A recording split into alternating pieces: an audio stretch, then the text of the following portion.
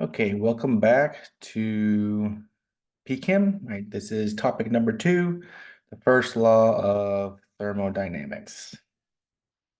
All right, so topic 1A is internal energy. Now, just to go through a few little definitions here at the very beginning, right? Work is something that's done to achieve motion against an opposing force, right? Chemical examples are expansion of a gas or generation of electric current, right? You are doing something useful, I should say. Right, when the energy of a system changes as a result of a temperature differential, right, energy is transferred as heat. Right?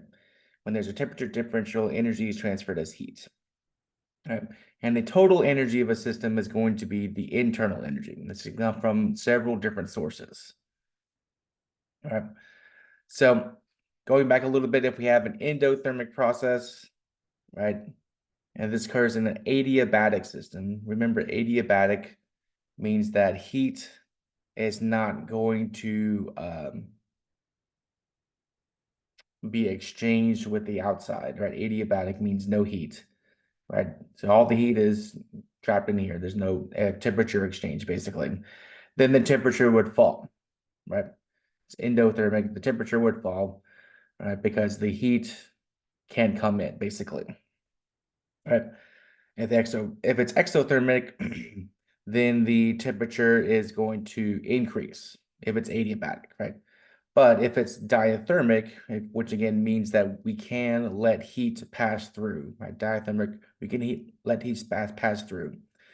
Then we would expect to see, over a long period of time, no temperature change, right? Now, typically what you could see, depending on how much mixing there is, like maybe the temperature will go up, but then over time it'll go back down and reach some equilibrium temperature, right? It'll be in equilibrium with the outside um, surroundings, right? And so these would be isothermal. C and D would be isothermal because they're going to end up being the same temperature, right? Because they're not isolated. Right? If we wanted to look at work, right, here's the difference between heat and work, right? So all of our molecules have random motion to them, right? They all have random motion to them, right? When we transfer energy as heat, we are adding to the random motion, this random thermal motion, right? We're adding energy, or in this case, energy is coming from the system to the surroundings. And so we are adding energy, heat energy to the surroundings, and this random motion is becoming faster, right? When we add energy, they're going to be moving faster. The difference between heat and work, right? We're still adding energy to the surroundings in this case, right? But when it's done in an orderly motion, right? This is going to be work, right? So this is Q, heat, and the right-hand side is W for work, right? So again, same idea. We're both adding energy to the surroundings in this case, but one is disordered and random, which is heat. The other one is ordered, which is going to be work. The only difference between the two. Right now, our internal energy is going to be the sum of lots of different types of energy. Right. Every molecule has a certain number of degrees of freedom, depending on their structure, right? That allows them to translate, which means moving three-dimensionally through space, X, Y, Z. Allows them to rotate and allows them to vibrate. And everything can move three-dimensionally, right? Everything can rotate, but not every molecule has the same number of vibrations, right? If we ever get to PChem 2, which y'all probably won't, but in PChem 2, this becomes more important. We talk about all of these different vibrational and rotational modes. All right. So the internal energy is going to be the sum of all the different possible movements, right? Both the translation and rotation and the vibration, right? And each type of movement has an average value of 1/2 kT, where K is the Boltzmann constant, right? So this is going to be all of the internal energy, right? Now, our internal energy is going to be constant, right? In an isolated system, it's going to be constant. That's the key word here. Right? This leads to the more general form that energy cannot be created or destroyed. But this is only specifically true in an isolated system, right? Only in an isolated system, right? But luckily for us, the universe itself is an isolated system. And so the sort of general form of energy can't be created or destroyed still applies, right? All of our systems are always arbitrarily designated, right? Whatever, we just assign a certain set of components as the system, right? That's all. It's arbitrary. There's no, not to be a pun, but systematic way of doing it, right? Because a system is arbitrarily designated, the internal energy of a system can change, right? The internal energy of the universe not changing, right? But in any arbitrary system smaller than the universe, then the internal energy can change, right? And that change is going to come in two forms, heat or work. And as such, the change in internal energy will be delta U, change of internal energy equals heat plus work, right? We saw this way back in Chem 1. Right, still true. We're just going to expand on it a lot.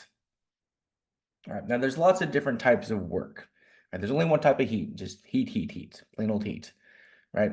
But there's lots of different types of work, right? We see expansion work, expansion of a gas, right? Surface expansion, extension, electrical, right?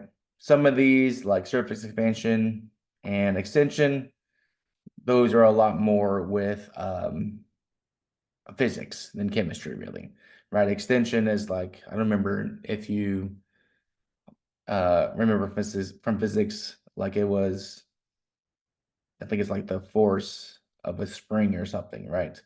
It's how much force you need equals the constant for that spring times the displacement, right? That's basically what we see here, right? Force or something like that, right? Somewhere in that area. Right? Something like, I can't remember exactly what it was, but it was related to springs. All right, what we're going to see mostly in chemistry is going to be expansion work, right?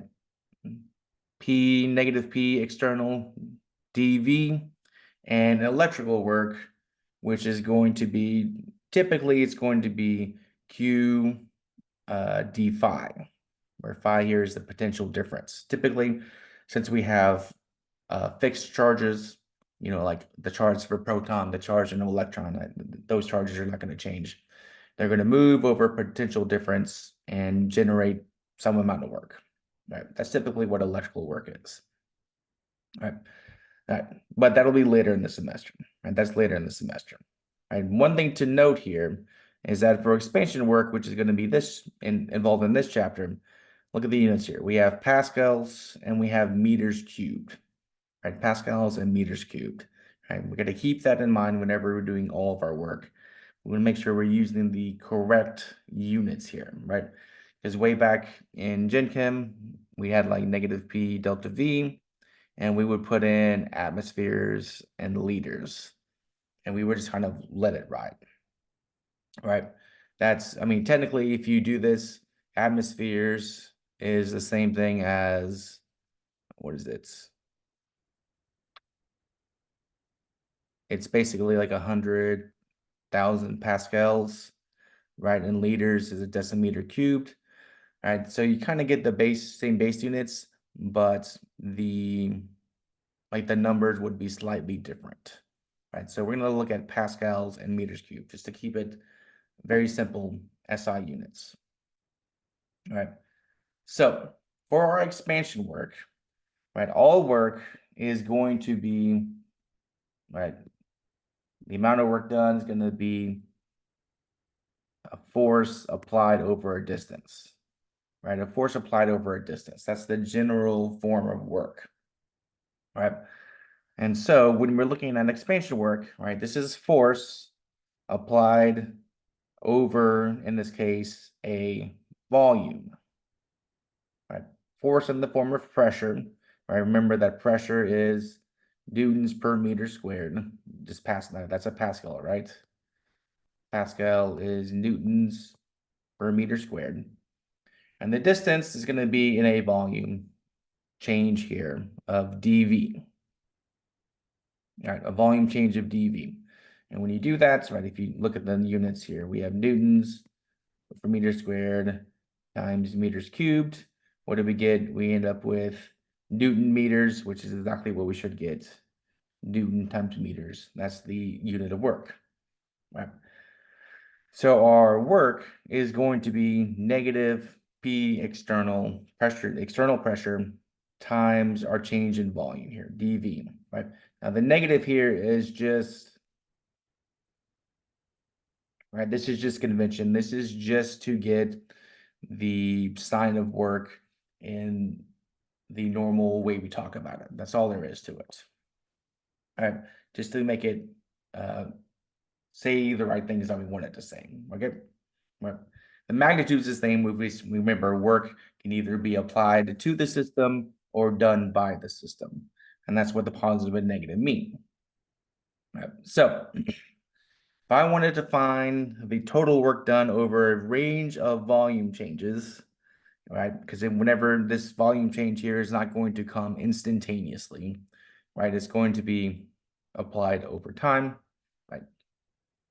Then what we would see, we could integrate the expression, right? Negative P external dV, right? Between the final and initial volumes, right? We have the initial volume, we have the final volume, right? Talk about this later in the chapter, but we can do this because volume is a state function, right? We can do this, it's a state function, we can do this straight initial to final integration here, right? And if the expansion happens against a constant pressure, constant external pressure, right? Let's say atmospheric pressure in an open container, then this P is also constant. We could take it out, all right? And so it would be like negative P external, right? And then VI, VF times dV, right? Just like that. Because again, you can bring constants outside of your integration, right? So if we integrate this, right, dV from VI to VF, then we're basically looking at, right, work is equal to negative P external times our change in volume, right, our change in volume, right? One thing to know, which is going to be useful later, is that if the external pressure is zero, like we have free expansion to a vacuum, then the work is also going to be zero, right? So we have to have, right, there's only work if you're expanding against something, right? Only work if you're expanding against something. And if there's nothing there, then there is zero work. We'll keep that in mind when we're doing problems throughout this chapter, because it'll pop up more and more and more, really. All right. Now, if we wanted to use this, right, we have our work, negative P external times delta V, right? We have a chemical reaction taking place in a container, cross-sectional area of 75 centimeters squared, and it moves 15 centimeters against a constant external pressure of 1 atmosphere. What is the work done by this system? All right, well, we're going to use our equation here, but one thing we want to be sure of is that, remember, we want, in this case, we want pressure to be pascals. We want volume to be meters cubed, right, to make sure we get out to the correct units. All right, so that's going to be the bulk of our question, really. All right, now if we look at the pressure, right, our pressure is 1 atmosphere, right, which is going to be equivalent to, all right, 101,325 pascals, right? That one's pretty easy, right? For our volume, we don't have volume straight up, right? We have area times the distance, which is going to be 75 centimeters squared times 15 centimeters squared. All right, let's do that. Calculator says 75 times 15 gets me 1,125 centimeters cubed, right? And if I want to change that into meters cubed, right? You divide this number by 100 3 times, right? So if I divide that number by 100, nope, that's not what calculator, right? Divide that number by 100, by another 100, by a third 100, right? We would get 1.125 times 10 to the negative third meters cubed, right? Blah, blah, blah, meters cubed, right? And when you look at it, if you look at this number, 10 to the negative third, and you look at this number, which is 10 to the fifth, right? When we multiply them together, we'll get a fairly typical number here, right? That'll help us guide us a little bit, right? So our work is negative times 101,325 times 1.125 10 to the negative third. If we do that, times 101,325, we get an answer of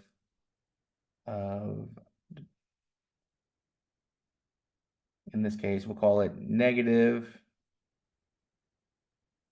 1.14 times 10 to the second joules, right? Our work is always going to be in terms of joules because it's energy, right?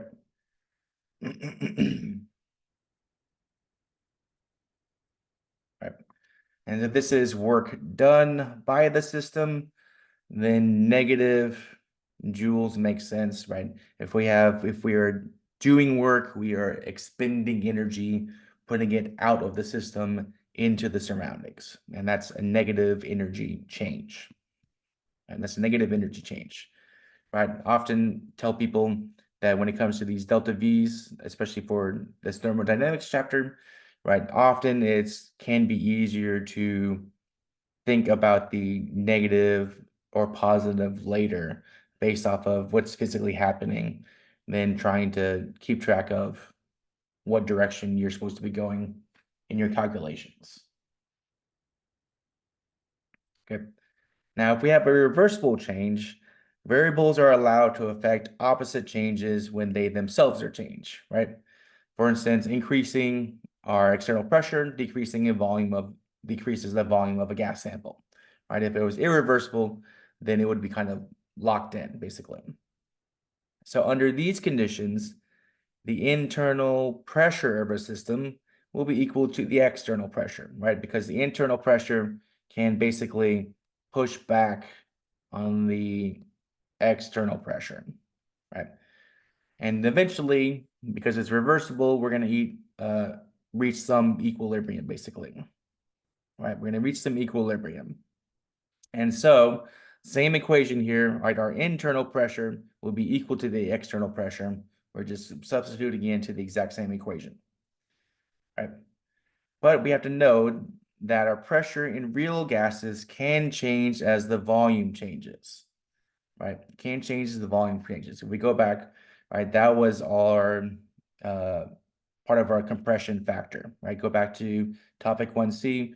We talked about our compression factor being the molar volume over the molar volume of a perfect gas, right?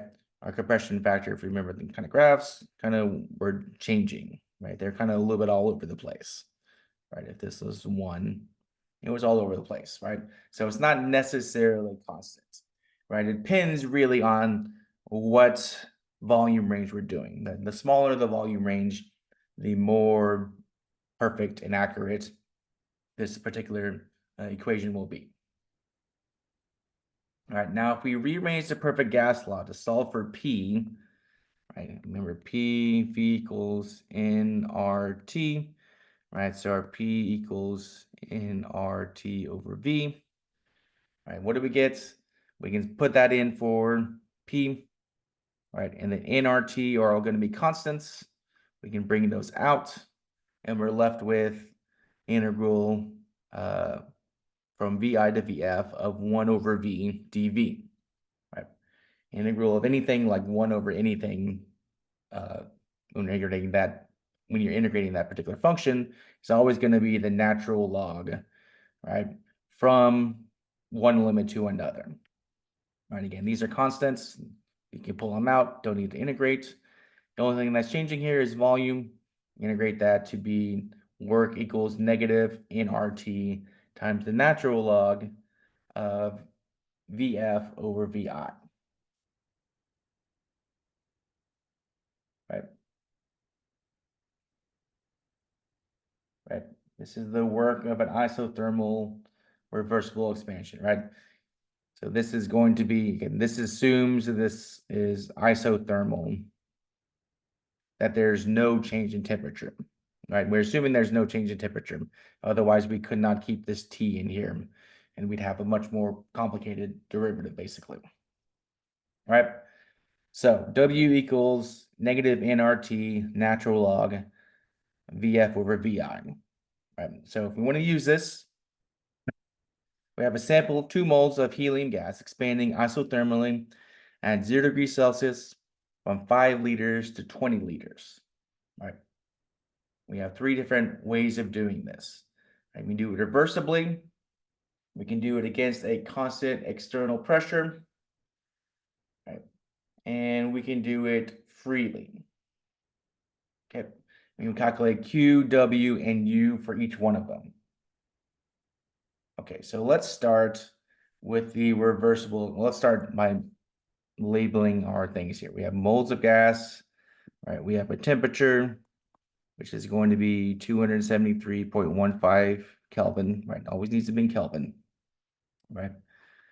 Here we have the initial, and we have the final, right? We see that this is expanding, right? Which means our work is negative, right? Our work is going to be negative. That's going to be helpful for us. Okay, so let's go from here. Let's start with one reversible. Right, so we just figured out that our reversible work, right, assuming this is going to be a ideal gas here, is going to be W equals negative nRT RT times natural log of VF over VI, right? Plug in some numbers, negative 2, 8.314, right? Temperature of 273.15, and then the natural log of 20 over 5. A little bit of math, should be easy enough.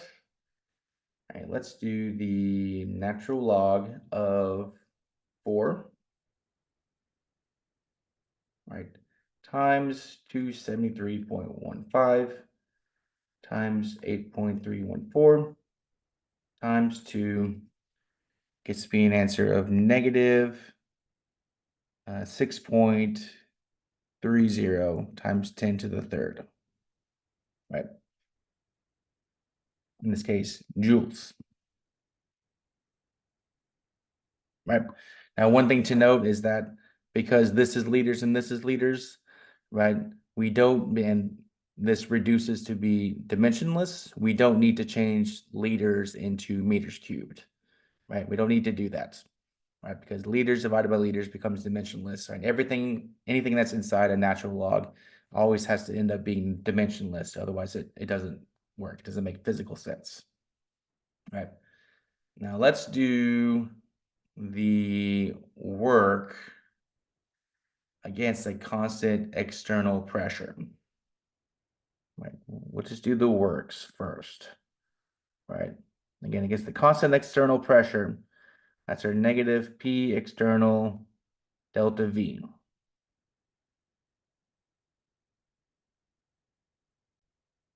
Right. For this one thing I left off from the question, unfortunately, I pulled it from a book, left it off from the question. The constant external pressure is the equal to the final pressure, right? So what is the final pressure? Where we're going to have to use PV equals nRT to figure that out, right? So our final pressure here is going to be 20 liters, right? 2 moles, 8.314, and a temperature of 273.15. Right. So our final pressure here is going to be a value of 2 times 8.314 times 273.15, right? And then divided by 20. And it's going to be 2.27 times 10 to the second, right? So this is going to be our external pressure in this particular instance. Again, this because the question says that. All right. Two, come here. I lost the pin. There it is. There we go. Go back. 2.27 times 10 to the second. Right. The negative in front. And then our change in volume here. Right.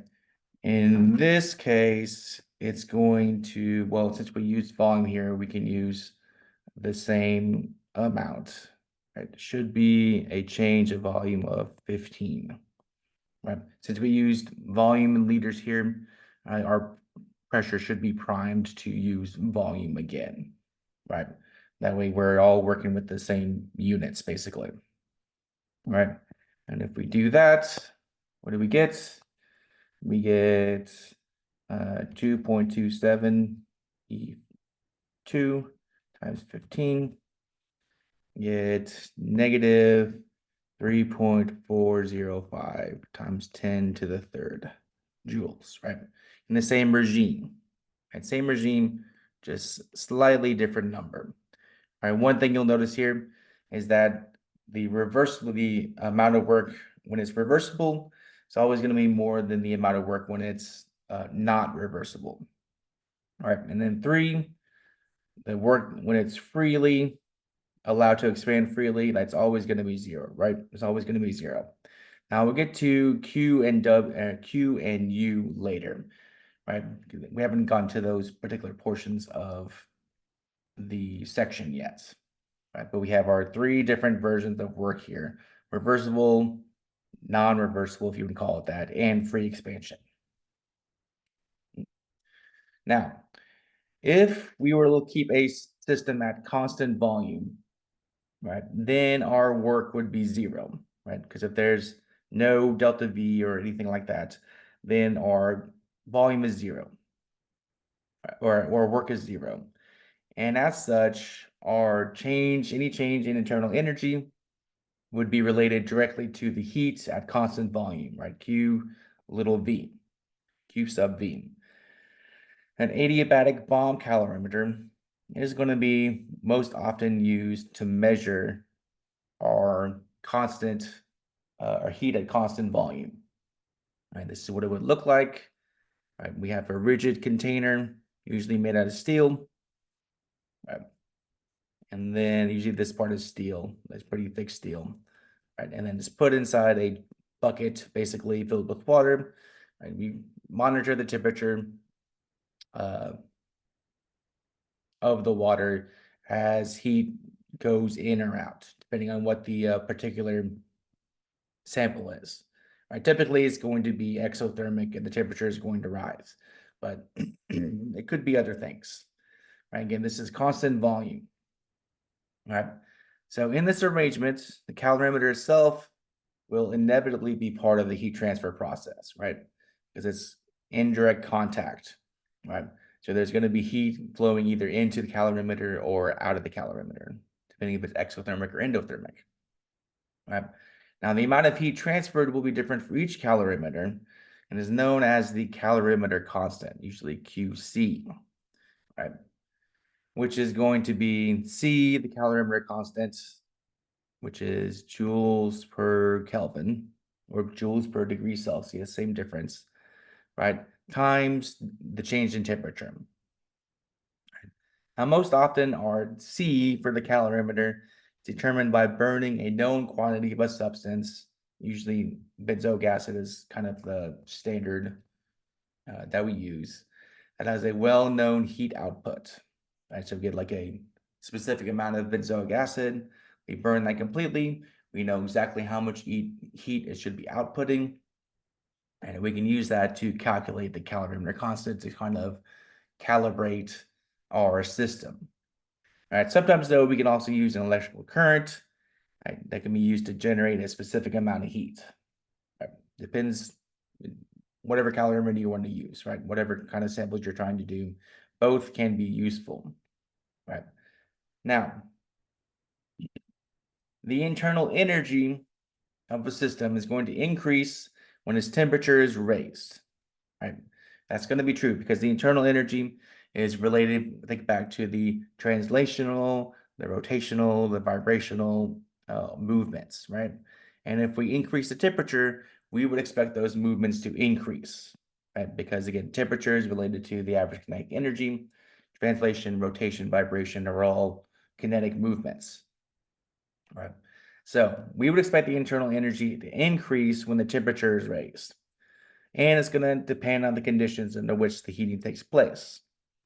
So if we do so at constant volume, like a bomb calorimeter, right, we can find how much the internal energy changes as the temperature changes, right? So this is the change in internal energy as the temperature changes at constant volume, right? And if we find this change, this is going to be the heat capacity at constant volume. So the heat capacity at constant volume, CV. All right, this is the change in internal energy as the temperature changes at constant volume. I keep saying at constant volume because we're going to have a different one at constant pressure. All right, so C sub V, heat capacity at constant volume, right? So our heat capacities are going to be extensive properties, right? They depend on the amount. So often we tend to use molar heat capacities, right? C, V, M for molar. Or we may use specific heat capacities, right? CVS, right? When we did this particular stuff in Gen Chem, right? We usually call this C sub S, right? I mean, technically we used the heat capacity at constant pressure, but it's close enough, right? Heat capacity is per unit mass of a substance, typically in grams, right? So here's a little, what's the word? Not slope. What's the word here? Surface. Here's a surface, right, relating how the internal energy changes as volume and temperature change, right? And then what we're looking at is at any constant volume, we get on a line like this, right? And what we're measuring is the slope of U versus T at constant volume, right? This is our heat capacity. And this is our heat capacity. Right, this can be useful.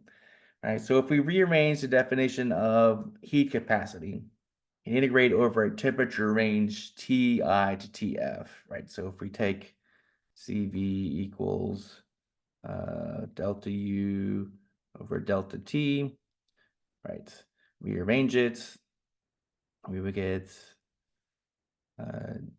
delta U equals Cv times no, sorry, not delta T. Delta T, right? We integrate this from Ti to Tf, right? What are we going to get, right? And this is dt like this, right? Then we would get delta U equals Cv times delta T, right? Cv delta T, right? And since it's all at constant volume, right, then our internal energy is equal to the heat, right? Going back again, right? At constant volume, when there's zero work, the change in internal energy is equal to the heat, right? So again, Q here equals CV times delta T. Again, this is relating back to Gen Chem. Right, we had Q equals MCS delta T. Right, this is the same exact thing, right? Is that if you use a specific heat, you have to multiply by the mass, right?